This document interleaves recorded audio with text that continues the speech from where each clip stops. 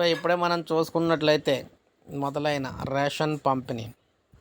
So ఏపీలో మొదలైన ration పంపిణీ కాకపోతే ఎట్టి పరిస్థితుల్లో దరిదాపుల్లో కూడా వాలంటీర్లు అయితే కనిపించకూడదు. అవును, రాష్ట్ర వ్యాప్తంగా రేషన్ పంపిణీ అయితే మొదలైంది. ఎట్టి పరిస్థితుల్లో గ్రామ వార్డు వాలంటీర్లు అనేవారు అయితే ఈ రేషన్ పంపిణీ దరిదాపుల్లో అయితే కనిపించకూడదు అనమాట.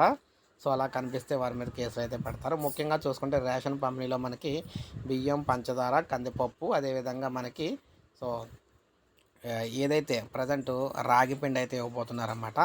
రాగి పిండి ఈ 4 అయితే ఇవ్వాలని చెప్పేసి డిసైడ్ అవ్వడం జరిగింది.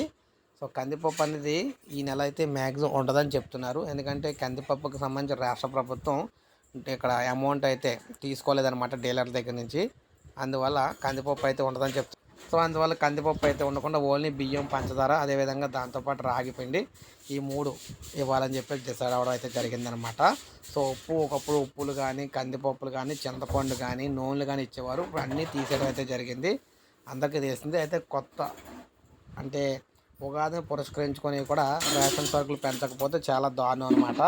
సో పేదవారు ఎలా బతుకుతారని చెప్పేసి ప్రతి ఒక్కరూ ప్రశ్నిస్తున్నారు. సో ఈ విధంగా మనకి రేషన్ పంపిణీ అయితే జరుగుతుంది మనకి ఈ నెలలోని. సో ఒక లైక్ చేయండి. లేటెస్ట్ అప్డేట్స్ రాగానే మీకు ఎప్పటికప్పుడు రేషన్ పంపిణీకి సంబంధించి అప్డేట్స్ ఇస్తూ ఉంటాను. సబ్స్క్రైబ్ చేసుకోకపోతే మన ఛానల్ సబ్స్క్రైబ్ చేసుకోండి.